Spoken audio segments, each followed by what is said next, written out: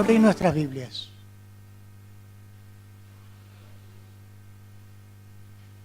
El primer libro de Samuel, capítulo 3.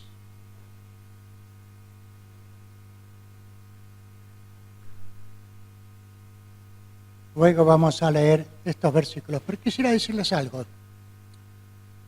La vida de Samuel, en el tiempo en que el Señor lo llama y lo comienza a utilizar, era un tiempo de tinieblas sobre el pueblo de Dios. Fíjense que no estoy diciendo oscuridad, estoy diciendo tinieblas, porque hay mucha diferencia. Cuando la Biblia habla de tinieblas, se está refiriendo al reino del mal. El pueblo de Dios estaba esclavizado por estar adorando ídolos, por querer ser igual que los otros pueblos que lo rodeaban. Y para hacer eso, se soltaron de la mano del Señor. Es muy triste ver eso, pero es para que nosotros podamos aprender que cuando uno quiere caminar con Dios y luego se cansa, porque Dios a veces no contesta lo que uno quisiera que le dé, y Dios sabe por qué dice no,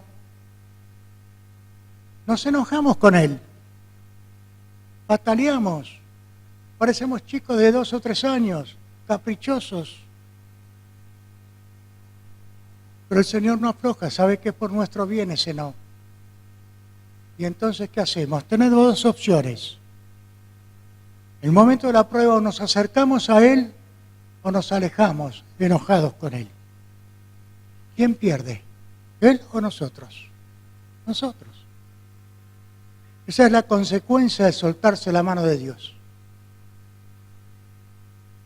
Así que, mis hermanos, cuando esté pasando por algún momento difícil en su vida, sea el que sea, póngale el nombre que usted quiera. No se deje vencer por la tentación del diablo, que le va a incitar contra el Señor. Recuerde, el diablo es mentiroso. Y todo lo que él ofrece son burbujas de jabón, que al menor contacto se rompen.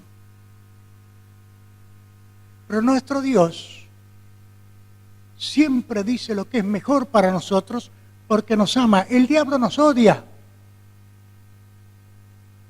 y quiere destruirnos. Así que tengamos esto en cuenta. Yo puedo discutir con el Señor, puedo arguir, puedo dar mi opinión, pero no puedo torcerle el brazo a mi Dios. Y si Él me dice que no a algo que yo le estoy pidiendo, tengo que saber y tener muy en cuenta que es por mi bien ese no. El amor muchas veces dice no. No siempre dice que sí. Así que el pueblo de Dios estaba en tinieblas, rebeldes por naturaleza, igual que nosotros. No son ni mejores ni peores, iguales. Todos hemos sido hechos con el mismo material, de barro. ¿Y quién somos nosotros para discutir con nuestro Dios, para enojarnos, para patalear contra Él, cuando Él nos demostró tanto amor? Nos da todo lo que necesitamos cada día, y aún lo que no le pedimos, Él ya lo dispone para nosotros porque sabe que lo necesitamos.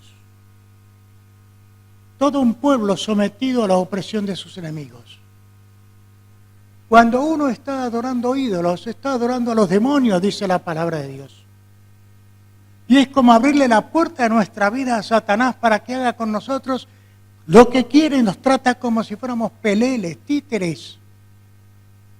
Y una vez que nos saca el jugo, nos tira el tacho de basura como que ya no servimos para nada. Entonces fíjense cuántas veces hemos visto jóvenes en la flor de la edad, por la mañana, tirados en alguna vereda, borrachos o drogados. Y luego hablan de la resaca. Pero no se dan cuenta que la droga le está quemando el cerebro. Y va a llegar un momento que esa persona no va a funcionar como debiera. Es triste, pero es la realidad. Así paga el diablo. Sin embargo, tenemos que ver algo más, mirar un poco más de la circunstancia del día. Cuando pareciera que ya no hay más remedio, que está todo perdido, que no hay salida a las distintas situaciones que podamos estar viviendo, Dios en su misericordia infinita, ¿saben lo que hace? Nos deja librados a nuestra propia decisión, para que nosotros decidamos si vamos a seguir caminando con Él o vamos a hacer la nuestra. Y luego así nos va. Fíjense lo que está pasando en nuestro país. Decidimos sacar a Dios de muchos de nuestros lugares. Decidimos que no haya oraciones en algunos lugares. Y cuando les dan a algún pastor o a alguna otra persona que tenga una oración, los condicionan. Estamos ocupando el lugar de Dios. Eso es ser idólatras. Por eso, mis hermanos, no dejemos engañarnos por las artimañas del diablo. Tomémonos bien fuerte de la mano de nuestro Dios, porque Él ha dado pruebas más que suficientes de su amor, y la sigue dando y la seguirá dando, porque nos adoptó como hijos para siempre. No lo olvidemos. En este caso de esta mañana, quiero que veamos algo. Dios trabaja sin estridencias, sin andar tocando trompeta delante de Él. No pega ficha diciendo, vóteme. Dios trabaja tan silencioso que a veces no nos damos cuenta que Él está trabajando. Pero siempre utiliza hombres y mujeres de fe como usted y como yo, que confiamos en Él y que queremos servirle y por lo tanto le obedecemos a pesar de las circunstancias adversas. Samuel fue entregado por su madre a Elí, y todo el entorno de Elí no era lo mejor que había en ese tiempo, al contrario, era lo peor. Pero yo pienso que Elí vio en este chico una nueva oportunidad de enseñar a alguien el verdadero camino de servicio a Dios. Y lo hizo de una manera muy consciente y muy profunda. Completó el trabajo de Ana en la vida de Samuel. Por eso Dios, desde muy pequeño, lo comienza a utilizar, porque este hombrecito, aproximadamente menos que un adolescente quizás, no lo sabemos, no lo dice la Biblia, pero Dios le habla, lo llama y le da un mensaje para dar. Dios lo está utilizando como portavoz. Ahí comienza el ministerio de Samuel. Y el primer mensaje que tiene que dar es un mensaje de juicio. Sin embargo, lo da. Posteriormente, hermanos, tenemos que pensar que cada vez que nosotros pasamos por situaciones difíciles, pensemos en una mujer como Ana. Pensemos en un hombre como Samuel, que a pesar de tener todo en contra, su madre derramó su corazón delante de Dios y Dios respondió a su oración. Y ella de contrapartida le dijo, Señor, yo te lo vuelvo a entregar para que sea tuyo, toda su vida. Y efectivamente, así sucedió. Dios estaba levantando un gran hombre, un gran profeta, que marca un antes y un después en la vida de Israel. Con él se termina la línea de los jueces y con él comienza la línea de los profetas. Pero a su vez, Samuel era sacerdote. Pasaron 20 años desde que el enemigo arrasó con todo lo que había en Silo. Ya tenía el arca de Dios capturada. Así que Samuel No dice nada la Biblia. Había un periodo en blanco de 20 años. Pero en ese tiempo yo pienso que Samuel debe haber vuelto a su casa. Y ahí otra vez en contacto con su madre. Habrá estado otra vez remarcando las enseñanzas bíblicas. Una historia real. Está en la Biblia. Que no es un cuento. Y está puesto allí para que veamos que esta historia que sucedió hace más de 3000 años todavía nos sirve a nosotros como advertencia si queremos vivir como el pueblo de Dios soltado de la mano de Dios o queremos ser obedientes a Él, a pesar de que a veces tengamos un mensaje que pueda doler. Vamos a abrir nuestras Biblias entonces en capítulo 3, primer libro de Samuel, versos 20 y 21.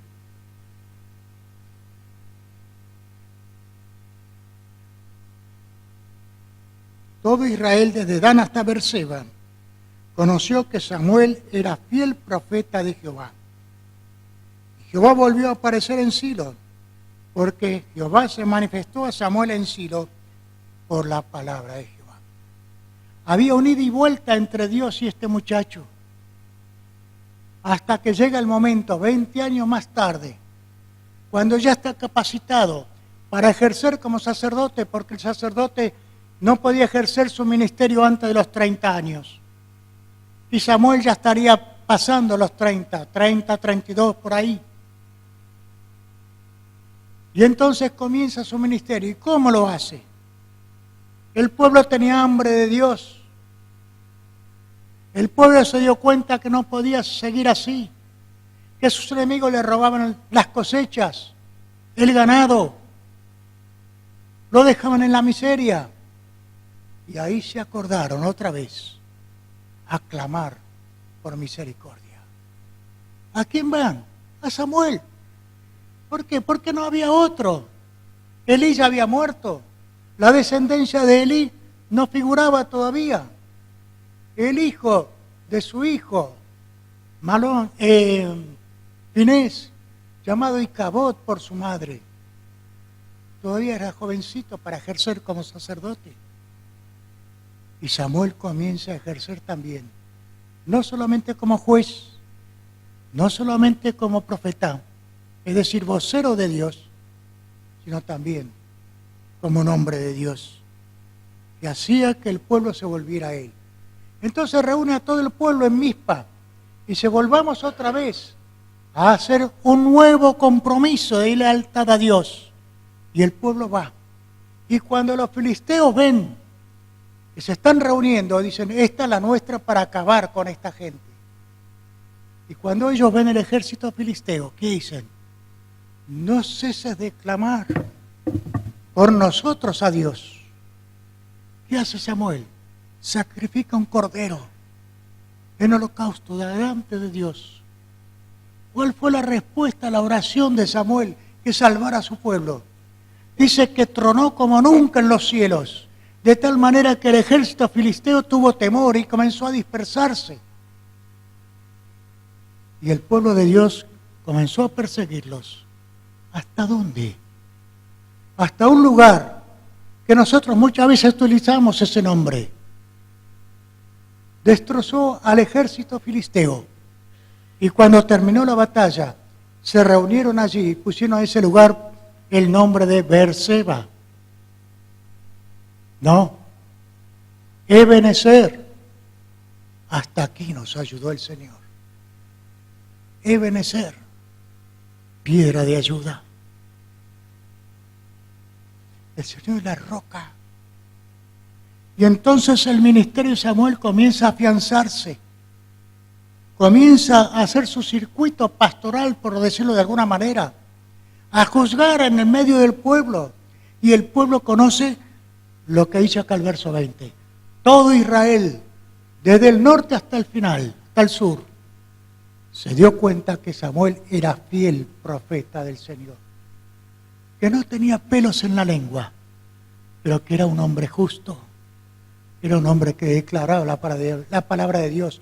No su mensaje personal, sino el mensaje de Dios. Y esto es lo que tenemos que aprender todos nosotros, mis hermanos. Cuando Dios nos da palabra para darle a alguien, no la cambiemos. No tengamos temor de lo que puedan decir por decirles esas palabras. Si es palabra de Dios, va a ser impacto y va a transformar corazones. Pero si nosotros la cambiamos y damos nuestra propia palabra, no va a pasar nada. Por eso es tan importante cuando uno tiene que dar la palabra de Dios, decirle, Señor, aquí estoy. Llena mi boca con tu palabra, porque tu palabra es poderosa. Así que todo el pueblo de Israel conoció a Samuel como fiel profeta del Señor. ¿Y a usted cómo lo conocen? ¿Fiel cristiano? ¿Cristiano dominguero? ¿Cristiano de lunes a lunes? Si tuviéramos que preguntar a sus compañeros de trabajo, de estudio, ¿cuál sería el testimonio de ellos? Si tuviéramos que preguntar a sus vecinos, ¿qué dirían? Es para llamarnos la atención. 3000 años más tarde, la vida de Samuel sigue dando un campanazo de atención. Pero pasó el tiempo. Samuel envejeció. Y la gente estaba cansada ya de los hijos de Samuel. Algo muy parecido a lo que había pasado con los hijos de Elí. No sabemos por qué la misma situación. Y entonces le dice, vos ya estás viejo. Queremos un rey como todos los otros pueblos. Queremos ser igual que los demás. Y eso le pegó fuerte. Yo me imagino esa situación, Samuel bajando la cabeza. Habrá pensado 40, 50, 60 años, los que hayan sido, gobernando, dando a ese pueblo la palabra de Dios, y ahora era como que lo tiraban al tacho de basura.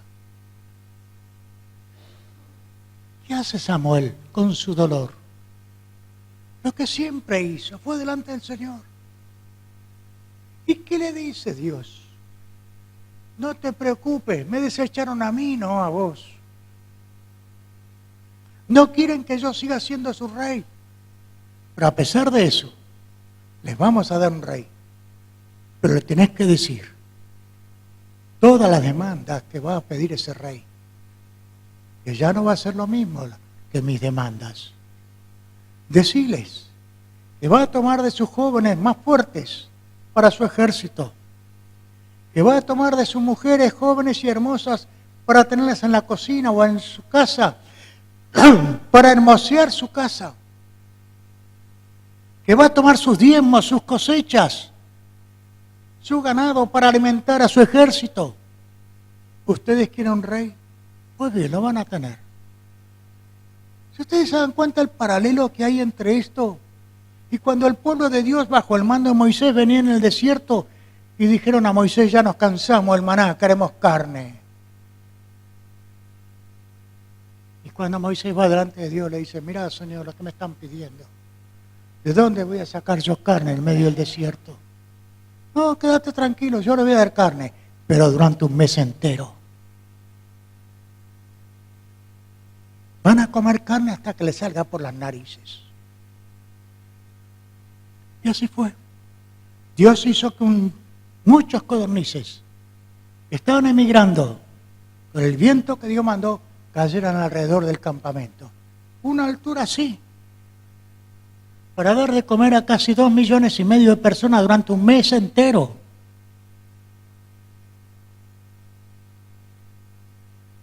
¿Qué Dios tiene semejante poder? ¿Los que nos ofrece el mundo? ¿Los que nos ofrece Satanás? ¿O Dios que se da por entero por nosotros? Es para pensar, hermanos. Pero no pierda mucho tiempo pensando. Tome su decisión cuanto antes. Así que no es suficiente estar capacitado para servir al Señor como lo estaba Elí, sino hay que ser fiel. Y yo vuelvo a resaltar otra vez esas dos cualidades que cada 2 por 3 les digo, hermanos, para que se le haga carne en ustedes. que quede grabado bien dentro suyo. Hay que ser fieles al Señor y hay que serle obedientes. Y estas dos cualidades no pueden ser separadas. No podemos ser fieles y no obedecer. No podemos obedecer y no ser fieles. Son como los dos brazos de una persona, van juntos. Como las dos piernas de una persona, caminan juntos. Hay que ser fieles al pacto que hemos hecho con Él de entregarle la vida hasta el último día. Y hay que obedecer su palabra. Porque para obedecer la palabra hay que conocerla. Y para conocer la palabra de Dios hay que sentarse y hay que leerla y hay que estudiarla. ¿Tenemos hambre de Dios? ¿Leímos su palabra todos los días o salteado? Cuando lees la palabra de Dios, ¿tiene gusto o tiene gusto a aserrín? Depende de tu comunión con Dios. Si leer la palabra te es algo pesado, que te parece que no dice nada, estás perdiendo el tiempo.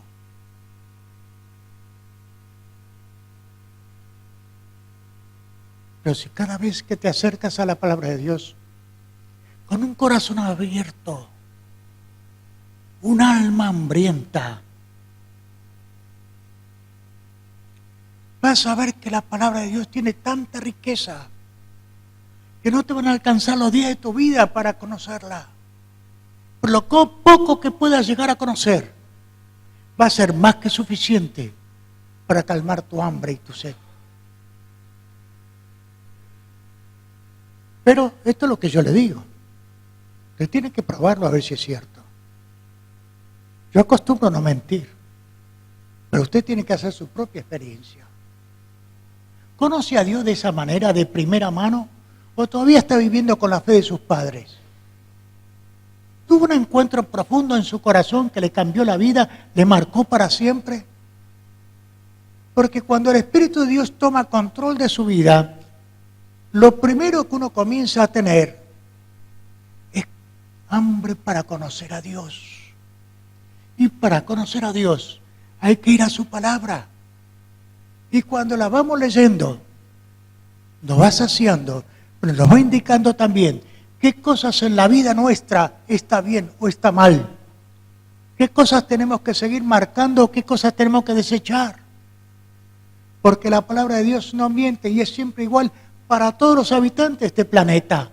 No es que tiene un mensaje para los argentinos, otro para los japoneses, otro para los taiwaneses. No. Para todos igual. Porque el corazón humano es igual delante de Dios. Todos tenemos hambre de Dios. Fidelidad y obediencia. ¿Para qué todo esto? Para testimonio ante los demás. Para testimonio ante los demás. Para que cuando hables, tu vida respalde lo que estás diciendo. Cuando Samuel se volvió a presentar delante del pueblo diciendo, Dios le va a dar un rey. Pero dijo algo, acá estoy delante de ustedes. Y díganme, si le he robado a alguien, si he pedido coima para cerrar los ojos y dar una justicia torcida, si he hecho que ustedes se desviaran del camino del Señor, o cualquier otra cosa que los haya apartado del camino derecho, acá estoy. Delante de ustedes y delante del ungido, el nuevo rey Saúl. Júzguenme. Igualito que los políticos de hoy. Pero mis hermanos, estamos viviendo tiempos difíciles. Por un lado vemos lo que hace la persona sin Dios.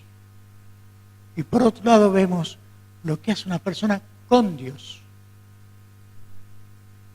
Para que nosotros elijamos, decidamos. Como dijera hace tiempo allá en la historia y en el tiempo llamado Josué, capítulo 24, verso 15, que más de ustedes lo debe tener un texto quizá en la pared. Decídanse hoy a quién van a servir. Si al Dios que adoraba a nuestros padres del otro lado del río, es decir, los caldeos, o a los dioses que hay aquí entre los cananeos, entre los cuales estamos entrando, o al Dios que le dio la libertad de la esclavitud de Egipto. Les está ofreciendo esta tierra. Pero sepan esto, no sé lo que ustedes van a decidir, pero yo y mi casa, es decir, mi familia, serviremos al Señor.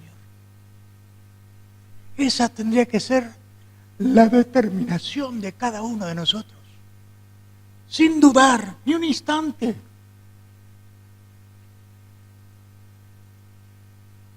Es feo vivir torcido. Es feo tener que depender de los demás para movilizarse. Hay muchas cosas que no nos gustan, pero que tenemos que vivir en este mundo. Pero mucho peor es soltarse de la mano de Dios. Samuel fue conocido como un fiel profeta de Dios. Y queda ahí como un foco, alumbrándonos a todos nosotros, de que se puede vivir esa clase de vida, como todos los otros anteriores personajes que hemos estado viendo. Fueron fieles, a pesar de que iban contra la corriente. Y nosotros también tenemos que ir contra la corriente. No es fácil ser cristiano. Hay muchos hermanos nuestros alrededor del planeta que están siendo perseguidos, torturados, llevados a la cárcel y finalmente muertos. Nuestra oración tiene que ser que el Señor les sostenga y que ellos se mantengan fieles. Pero lo mismo para nosotros también. No tenemos ese tipo de persecución, tenemos otro tipo, pero no menos fatal para nuestras almas. Así que, mis hermanos, termino con esto. A pesar de que Samuel se sintió despreciado, siguió siendo fiel. ¿Qué fue lo que les dijo? Ustedes hoy están eligiendo un nuevo rey. Como que están diciéndome que no quieren que yo les siga sirviendo más. Pero hay un servicio que no me van a poder impedir. Y es el de orar por ustedes. Porque si yo dejara de orar por ustedes, estaría pecando contra Dios.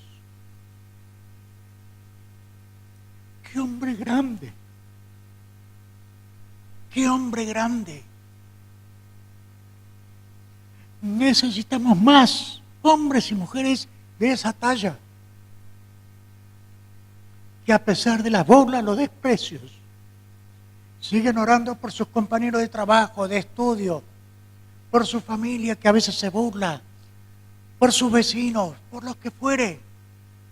Sigan orando. Porque dejar de orar es un pecado. Así lo decía Samuel. Él lo sentía así.